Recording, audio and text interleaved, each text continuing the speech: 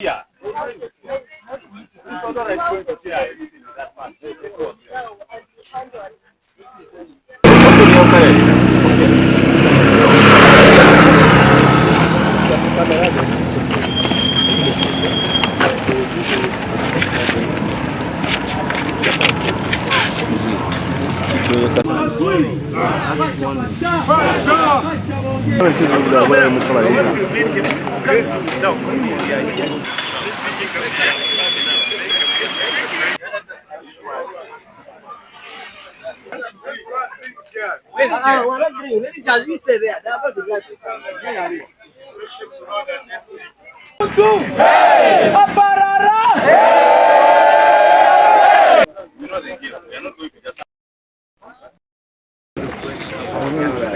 We have not come here to just go away. We have come here because we want to act. Yes. So there should be a good reason that we have been told. Now we have been blocked from there. That is the right. And let's not bring just commotion. If we bring, if the commotion comes, you know, now let the police come and tell us go away. For us, we have a document to be inside there. Why should we go to the primary? Why should we? We want here so that it gives a picture that we are blocked from the primary. That was supposed to go to the primary. I've traveled all the way from Soroti.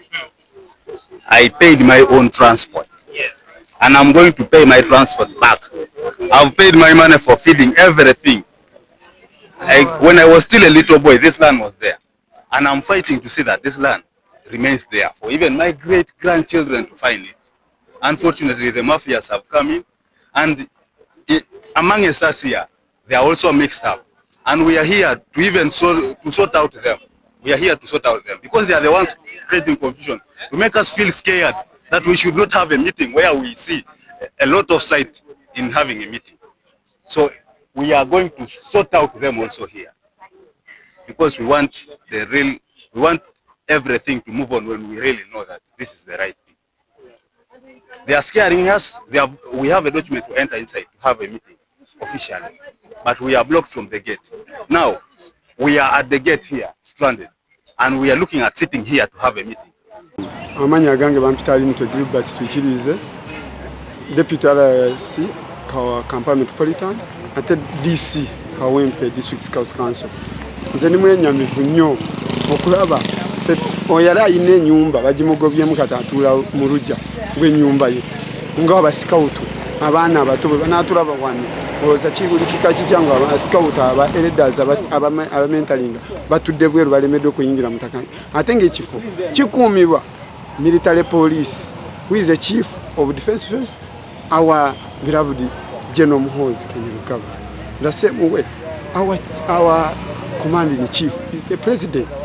This one we call upon Twitter amukulembeze w'eggwanga ne chief of defense forces atuyambe kino kifo kyaffe abakijjamu bakitunda ate bwe bamala kukitunda kati baagala kumalirawo ddala ettaka ly'abasikawutu bwe omuntu wena akiri mabega atuyambe bano ettaka ly'abasikawutu siri abantu abagala kulitunda kulimalako lino ettaka ly'abaana bato nga Kabaka bwe yagamba n'ekiwandiiko kya Buganda bwe kyagamba buli mwana muto mu Uganda amanye ekifo Kaazi atayetenera kujja Kaazi kati leero olwaleero batunze tibakiriza bananyini b'okuyingira mu linnya lya Boy Scouts which was changed in 1975 by the National Council to get inclusion okuleeta abawala n'abalenzi wamu sawa zino tetukirizibwa tetuyingidde gate military police weri ekugamba ate police yakiri yalinze naye kugamba ffe temujja kuyingira andi tuli wano tutudde bweru nze nandisabye mukulembeze w'eggwanga Minister of Lands Judith Nabakooba Speaker of Parliament, let's wake up. Muyamba abasikawutu abaana bato ne generation ejja mu maaso abaana military tugambe ngo babagambye tuwala akirizibwa kuyingira mu ndoomo naye akubidde bakama baffe bonna tuli wano nabo tuli ne chief commissioner tuli ne chairperson council ne chairperson board naye bagambye titukiriza oyo mukama waffe yaani ekitunyiiza nnyo president bwe yajja wano ne tiactinga bamukweka amawulire kati eno ediringa na deputy RDC yawandiike balonu half of the president mu district zonna ojja kwesanga Makinde Ssaabagabo eyawandiise ebbaluwa ye deputy RDC, not RDC the patron of scouts in that district. Ojja kwesanga Masaka eyawandiika ayita aba scout bali joni yonna yali deputy RDC nga yagamba nze tuli ba boy scouts. Boy scouts yali eriwo naye neevaawo because twali twagala tuleeta abawala n'abalenzi wamu beeyagalire mu scouting. Ekiriwo kati mu masomero tulina mixed schools, tulina ne single schools naye zonna zirina scouting. Kati sawa zino olowooza omwana omuto w'emyaka mukaaga cab scout gwen training yanaakola atya ayagala kujjako Kaazi akirabye ajja kusanga kiri mu polote ne hotelu zineki bye byaleeta. Kabaka tumwebaza nnyo Ssaabasajja wange baatuweetako erimu ku bwa camping, abaana campingako kuyigirako empisa n'okuyiga obuscout bubakuza mu mpisa n'omu nyeyisa mu community zaabwe. Naye olwaleero efuuse hoteli anda abakulembeze bonna bajeyo batudde baagala politics gye bagamba. Naye omwana w'eggwanga omwana oyo omuto bamuyambye eki? Mwe abakulembeze mwenna muveeyo, abali omanyi mwenna mwali basikawutu aba MP baveeyo.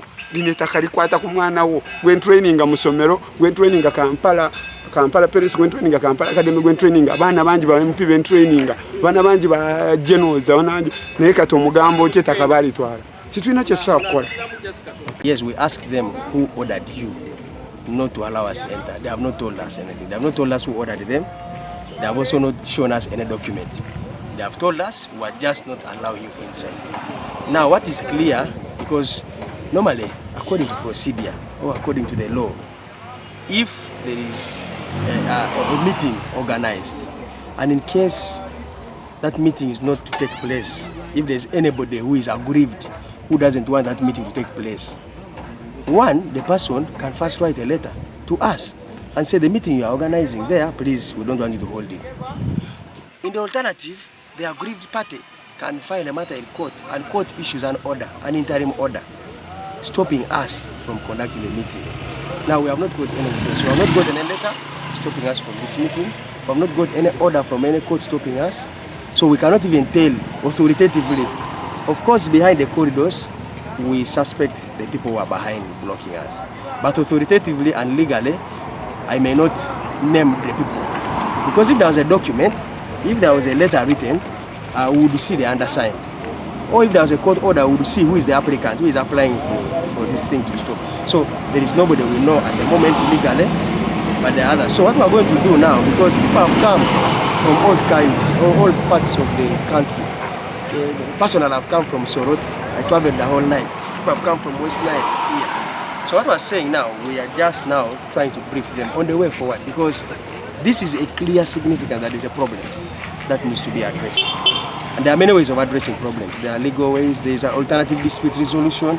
So we are going to get into the truth of this matter, find out who are having issues with us and what is the problem and how best can we solve it. But since people are here, we cannot just chase them. We are now just briefing them, informing them what to do and asking them to calm down, because we don't want people to raise tempers, calm down, as we now the leaders concentrate on how to sort out the matter. Now the way forward right now, the main way forward is to dig down now into this problem, because this is a clear sign that there is a very big problem. Because by the time you come to your premises, your own land, and then soldiers of the Republic of Uganda People's Defense Forces stop you from the gate with the guns and say you're not entering, that's a clear sign that there's a very big problem. Which problem at the moment, authoritatively, I cannot say what it is. But now our way forward is to get deep into the issue and ascertain what exactly is the problem. Who has caused this? Because we have not been told who has stopped them. Because other people who have issues with us, we have heard of some people who call themselves the Boy Scout Association of Uganda. Okay? There are those who were having issues that they are the legit scouts, not us. But none of them is here. We have not seen any of them at the gate. Because if any of them was at the gate, it would be like you guys. But now instead, it is now instead the soldiers who are here. None of those guys is seen. None of them is here. It is the soldiers alone who are saying we have been ordered. And they have not told us who ordered them. So we do not know. So the main way forward now, meaning all activities that even the agenda that we had planned to handle today, we may not handle them now. But we are going to dig down to find out the problem. And in the shortest time possible, because next month, for example, we're supposed to have a national scouts camp here, where scouts from all over the country, the young children are going to come. So we wouldn't want again children to come in August here and have this kind of blockage. So we need to work as fast as possible so that we can know whether we can clear, so that by the time of that camp, everything is at par. My name is Seno Patrick, the chairperson of the National Scout Board. Scouts commonly call me General Chap Chap. Abali amabega b'ekintu kino era be baganda bafa ba scout abagala okusa embuto zaabwe ne bataagala kukolerera abantu be bali amabega wa kino ekintu wendowooza ate era nga weekiri abamu tubamanyi abamu tetubamanyi naye ngera tukimanyi ne wano omufe we tuyimiridde weebali kubanga abamu babeerawo kukusa mbuto zaabwe obusente buno obutini bwe bugenda okwonoona era nkubiriza abavubuka abali eyo nti ne waba okuwadde kakadde kaleme kukyafuwaza linnya lyo ng'okuze. Erinnya nze Nyiramahoro Alice, Chief Commissioner Uganda Scouts Association. Obuzibu obuli wano fe abasikawutu ennaku zino tubadde twalumbirwako ne gurupu emu ey'abasikawutu abatulwanyisa abaali muffe emyaka gy'emabegaawo naye ku bintu gye bagenze ebikola ebibi kanso ne tubagoba bagira bayimirira ebbali tusooke tubanoonyerezeeko mu ngeri gye baayonoonamu ebintu by'abasikawutu kati babadde eyo emabega nabo nga beesootinga beepulaninga bwe beegatta ne bamafiyaasi ne bajja ennaku z'omwezi nga 24 ogw'omukaaga ne bajja wano e Kaazi ne batulumba ne baasa offices zaffe nga bakozesa enkumbi obunyondo emipanga ne baasa office ne bayingiramu kyanyewunyisa baali bakuumirwa amagye ga military police nga yebakuuma mu kumenya office. Oluvannyuma awo twagenda ne tubuuza komanda nti kiki kino kye mwakoze okumenya office biki ebyo bo n'agamba bo babadde bakola omulimu gwabwe kakati amagye military police eno wano owekitiibwa his excellence patroni waffe yeyagatuwa gakuume wano e Kaazi ate ge magye ge gamu aga protectinga agakuuma bali abamenya office ge magye ge gamu agatuganye n'olwaleero okuyingira e Kaazi kati ne tubeeraawo nga tetutegeera ensonga zino zonna zivaawa kuba naffe tugezezaako tetutudde okuwandiikako amabaluwa nga tugawandiikira mu maofisi amakulu nga Ministry of Education nga IGP General Police batuyambeko ku bintu bino ebibeera wano nga ffe tetumanyi anaabiriko nva nsaba President ajja tuyamba tutaase ku ttaka lino ery'abasikawutu balimazeewo emiti gyonna giri wansi amapulotisi bagabagabanyisa nga tetubamanyi baani abagatwala abasikawutu abato bagenda kubeerawa bagenda kukampingirawa batugambye bo balina etteeka eriva ku bakama baabwe nabo balina ababakulidde nti bwe babagambye tebatukiriza naye ate tubadde wano n'empapula 2 olumu luvudde ewa IGP ate ne tuluyisa ne Katwe ewa DPC ne batukoneramu stamp ne tubeera n'olupapula olulala lwe twatuula ne commandant ne tulizolovinga n'atukiriza olwaleero tujje tukole meeting yaffe wano e Kaazi kati bwe mutulaba wano nga we mutulaba tuli stranded kuba military police etugaanye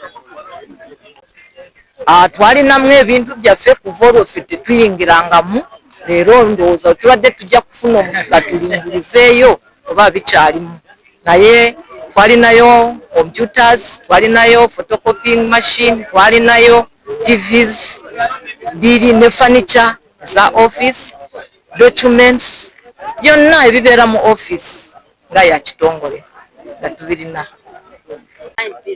Basically, it's the previous administration that the scouts themselves voted out in their previous, national councils. So today, we are still going to have a conversation here regardless, because as a scout, for us, we don't surrender. So I just urge the government and the people that are the authorities in the country not to sit down, because the movement that is at stake is the largest youth movement in the world, Uganda inclusive.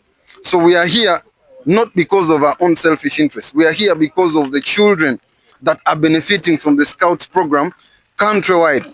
Personally, me, I've been privileged to serve on the continental level because of the development that I was given as a young scout in this country. So what is the future of the young people that are in Karamoja, people that are in West Nile? So we are here not for anyone's selfish gain, for those young children that are in those schools going through the Scout program. Thank you. Where is this going to leave you? I have an abiding faith. Scouting is a movement. We've been here for the last 110 years. We will be here after 100 years. And I'm sure all the people that are trying to block us will not be here. So I have an abiding faith. 100 years from today, we will have the same people like us putting on uniforms like us, because Scouting is a movement. No one can stop this movement. Thank you very much. And with the support of our own Honorable Saga, we have gone headway to amend this act of the Boy Scouts and Girl Guides. The first time we went together with the Girl Guides, the second time we went alone. So very soon we are going to be indicted so that the legal team can read it for us. So there's a lot of work being done. Number two, we should conclude on the amendments of Uganda Scouts Association Constitution. I think the constitutional exercise, the review exercise, is ongoing. It's about to get concluded. I suggest that we dissolve the development committee, which was constituted with the AGM that in March 2022, to avoid repeat of unauthorized transactions of assets of the association. Therefore, I propose here that we remove the warrants from the previous leaders who have evidence of having sold Kaazi and Uganda Road land. Therefore, close the current social media platforms and create new ones and regulate it such that we don't destroy the image of the association and promote brotherhood and sisterhood in Scouting. Because there's a lot that goes on